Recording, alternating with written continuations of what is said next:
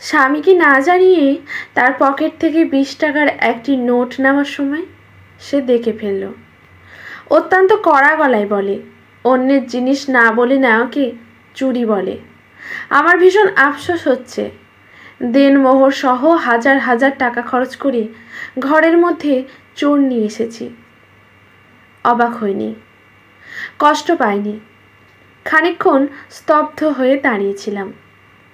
শফিক তার কথায় অনুতপ্ত হয়নি, বরং কঠিন মুখে বলল, এভাবে দাঁড়িয়ে না থেকে নিজের কাজ করো। দ্বিতীয়বার এমন কিছু দেখলে তোমার আব্বাকে নালিশ করতে বাধ্য হব। তার কথায় জবাব দিলাম না। কী বা বলতাম আমি? না জানিয়ে নেওয়াকে চুরিই তো বলে। তবে সে কি কারণ জানতে চাইতে পারতো না? শাসনটুকু আরেকটু কোমল হতে পারতো না? স্বাভাবিক ভঙ্গিতে রান্নাঘরে চলে গেলাম। চুলায় চায়ের পানি ফুটছে, এলাচের গন্ধ নাকে লাগে। খানিকটা অন্যমনস্ক হয়ে পড়লাম। আমাদের বিয়ে হয়েছে খুব বেশি দিন হয়নি, প্রায় 1 বছর। বিয়ের পর থেকে দেখি শফিক টাকা পয়সার ব্যাপারে খুব সচেতন। প্রয়োজনের অতিরিক্ত 1 পয়সাও খরচ করতে চায় না। শেষ কবে আমার হাতে টাকা দিয়েছে মনে করতে পারি না। আজ তাকে না বলেই টাকাটা নিয়েছিলাম প্রয়োজনে। বয়স্ক মহিলা শাকের ঝুড়ি নিয়ে বাড়িতে এসেছিল। রোদের মধ্যে হেঁটে তার অবস্থা ভীষণ কাহিল হয়ে পড়েছে। শাশুড়িমা বললেন, বৌমা, কিছু শাক কিনে রাখো। শাকের টাকা নিতেই ঘরে এসেছিলাম। শফিক ঘরে ছিল না। ওদিকে বৃদ্ধার অনেক তাড়া, সামান্য সময়ও দেরি করতে চাইছে না। শফিক টাকা পয়সা পকেটেই রাখে। ভেবেছিলাম পরে জানিয়ে দেব, তবে এমন কিছু আশা করিনি। অবশ্য যা হয় ভালোর জন্যই হয়। আমার একটা শিক্ষার প্রয়োজন ছিল। অন্যের টাকাকে নিজের মনে করতে গিয়েছিলাম। আসলে কি তাই? নিজের স্বামী কি কখনো অন্য লোক হয়? চা কাপে ঢালতেই শাশুড়ি মা এলেন। কোমল গলায় বললেন, তোমাকে এমন দেখাচ্ছে কেন? কিছু হয়েছে? মাথা দোলালাম। খেয়াল করলাম চোখ থেকে পানি পড়ছে। ধরা গলায় বললাম, না মা, কিচ্ছু হয়নি। তিনি আমার কাঁধে হাত রাখলেন, শীতল গলায় বললেন, শফিক কিছু বলেছে? শাশুড়ি মা বুদ্ধিমতী মহিলা, শত চেষ্টা করেও তার কাছ থেকে কিছু লুকোতে পারলাম না। সব কিছু শোনার পর তিনি দীর্ঘশ্বাস ছাড়লেন, বিমর্ষ গলায় বললেন, শফিক তার বাবার মতো হয়েছে। ওরা মনে করে মেয়ে মানুষের হাতে টাকা দিলে তার নিয়ন্ত্রণের বাইরে চলে যায়। ঘরের বইয়ের লাগাম ছাড়া উচিত না এমন মনে করে কেন? মানুষের কি প্রয়োজন অপ্রয়োজন থাকতে পারে না? আমি তো তাকে বলতাম। মন খারাপ করে না মা? কিছু কথার উত্তর কথায় নয়, কাজে দিতে হয়। আমি ঠিক বুঝলাম না। তিনি মুচকি হাসলেন, কোমল এবং স্নিগ্ধ হাসি। তাকিয়ে থাকতে ইচ্ছে করে। পরের দিন শফিক অফিসে যাওয়ার পর শাশুড়ি মা আমার ঘরে এলেন। 1000 টাকার 4টে নোট হাতে দিয়ে বললেন, নিজের পরিচয় তৈরি করার জন্য নিজেরই কিছু করা উচিত, তাই না? ফেলফেল করে তাকালাম। শাশুড়িমা বললেন, তুমি নিজে কিছু করার চেষ্টা করো। আমার কাছে এর থেকে বেশি নেই।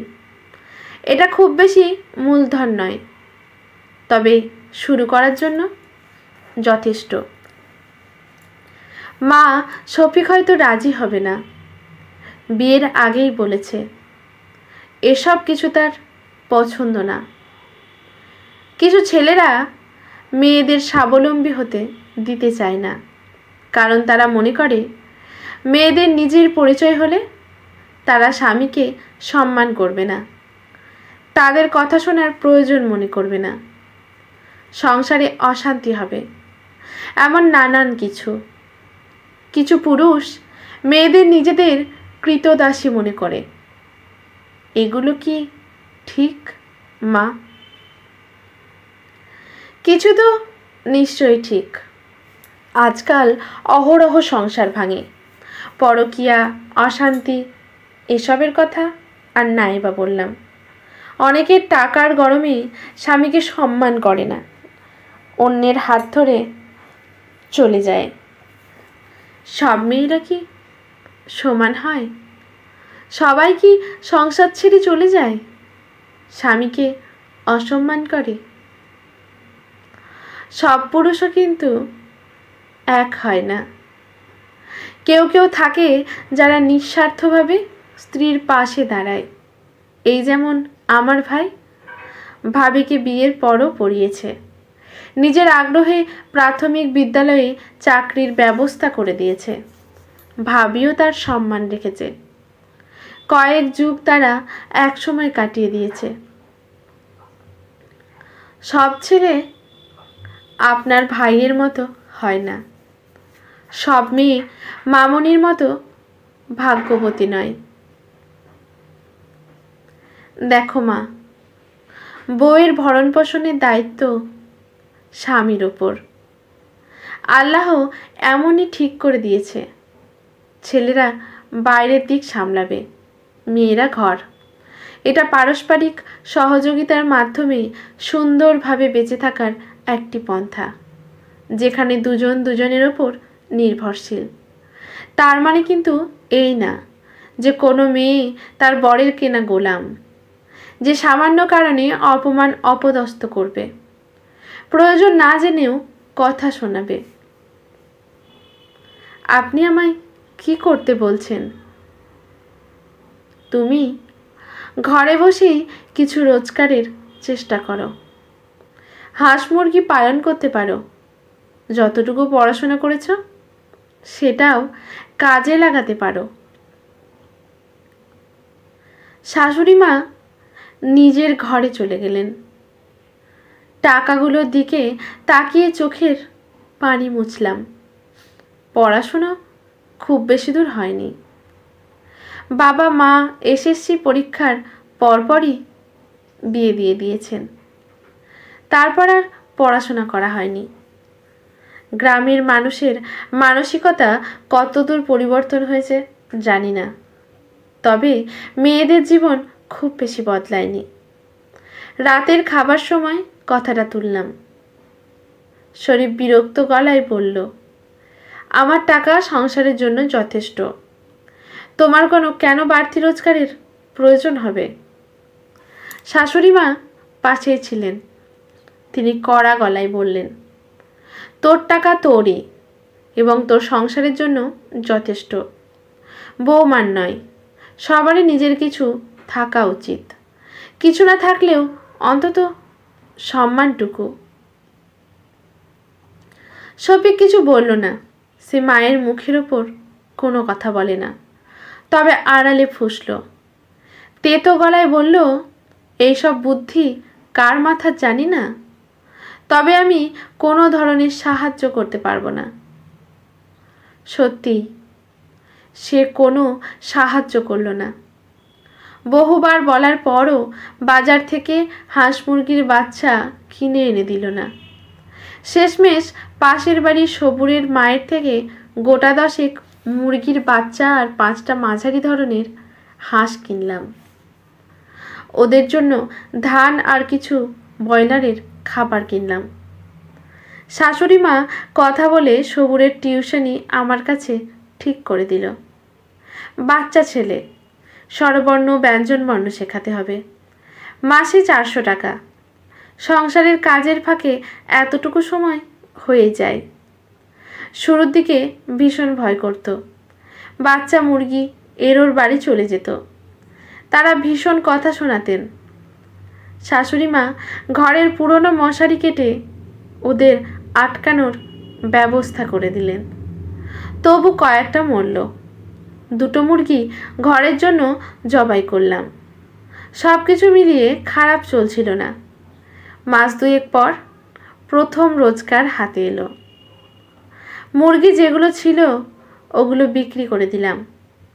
বাড়ি থেকে কিনে নিয়ে গেছিল। ওই টাকা দিয়েই কয়েকটা নতুন মুরগি কিনলাম।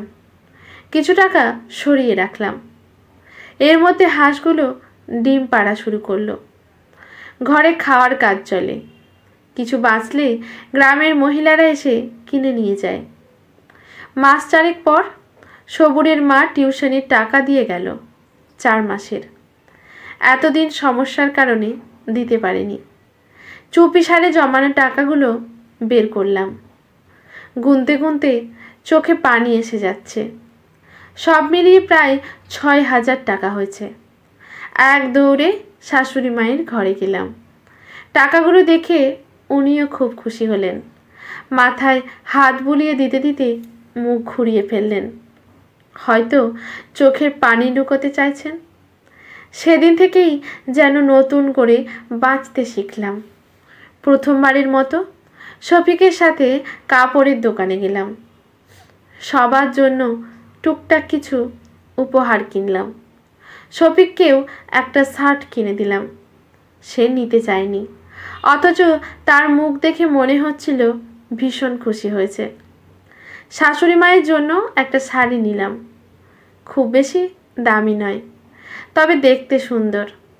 সাদা কাপড়ের ওপর ছোট ছোট নীল ফুলের নকশা। কাপড় দিতে গিয়ে কোনো কথা বলতে পারিনি। খানিকক্ষণ শাশুড়ি মায়ের না ভুল বললাম। মায়ের কোলে মাথা রেখে শুয়েছিলাম আর চোখের পানি ফেলছিলাম। শুধু কি জন্ম দিলেই মা হওয়া যায়? ভালোবেসে আগলে রাখলে, বাঁচতে শেখালে কি মা হওয়া যায় না? সেদিন মাও কোনো কথা বলেনি। মাথায় হাত বুলিয়ে দিয়েছিলেন শুধু। দিনকাল ভালোই চলছে। ঝড়ঝাপটা কম আসেনি। মুরগি হাঁস মারা গেছে। সবুরের পড়া শেষ হয়নি। তবে আমি থেমে যাইনি। হেঁচট খেলেও উঠে দাঁড়িয়েছি। বহুদিন বাদে আজ হঠাৎই নজর এলো শফিক আমার ব্যাগ থেকে টাকা বের করছে। আমায় দেখেই লজ্জায় লাল হয়ে বলল, একটু প্রয়োজন ছিল, মাস শেষে দিয়ে দেব। খুব বলতে ইচ্ছে করছিল। অন্যের জিনিস না জানিয়ে নেওয়া কি চুরি বলে? তবে বললাম না। ওই কথার জন্য ওকে মাফ করে দিয়েছি। সেদিন ও আমায় এসব বলেছিল বলেই আজ নিজের কিছু টাকা আছে। ধাক্কা খেয়ে পড়ে না গেলে কখনোই উঠে দাঁড়ানো যায় না। শফিক বলল, তুমি কিচ্ছু মনে করলে নাকি? না সূচক মাথা দোলালাম। শান্ত গলায় বললাম, সংসার এমনই, একে অপরের ওপর নির্ভরশীলতা। সামান্য কথায় সংসার ভাঙে না। মনের মাঝে একটা দাগ পড়ে। সেই দাগগুলো মারাত্মক রকমের গভীর এবং যন্ত্রণাদায়ক। সুখ নষ্ট করে দেয়। শফিক জবাব দিল না। ব্যস্ত ভঙ্গিতে চলে গেল। হয়তো তারও পুরনো কথা মনে পড়েছে। তবে আমি আর আজ কিছু বললাম না। সামান্য কথা, অপমান, ছোট করা, এগুলোর জন্য সংসার ভাঙা যায় না।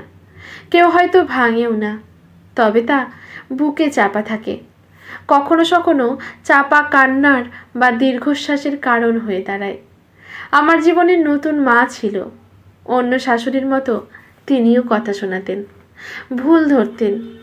তবে তার পাশে দাঁড়ানো যেন সব কিছু ছাপিয়ে যায়, মন থেকে সম্মান নিয়ে আসে। শাশুড়ি নাকি ভালো হয় না। বেশিরভাগ মেয়েই তার ভালো বলতে চায় না। পুরনো দিনগুলো আগের যুগের চড়ায় আটকে থাকুক। আমি ভালো হই। আমার ছেলের বউ গর্ব করে বলুক, আমার শাশুড়ি মা আমার মা। পরিবর্তন না হয় আমাকে দিয়েই শুরু হোক। আজকের গল্পটি এখানেই সমাপ্ত। গল্পটি নীল নকশার শাড়ি। গল্পটি লিখেছেন ফারহানা কবির মানাল। গল্পটি যদি আপনাদের ভালো লাগে তাহলে লেখকের প্রতি শ্রদ্ধা জানিয়ে একটি কমেন্ট করে যাবেন, লাইক শেয়ার করে পাশে থাকবেন। ইউটিউব থেকে দেখলে চ্যানেলটি সাবস্ক্রাইব করে বেল নোটিফিকেশানটি অল করে দেবেন। ফেসবুক থেকে দেখলে পেজটি ফলো করে নেবেন, যাতে এরকম নতুন নতুন গল্প পোস্ট হওয়ার সাথে সাথে সবার প্রথমে পৌঁছে যায় নোটিফিকেশানটি আপনার কাছে। ধন্যবাদ।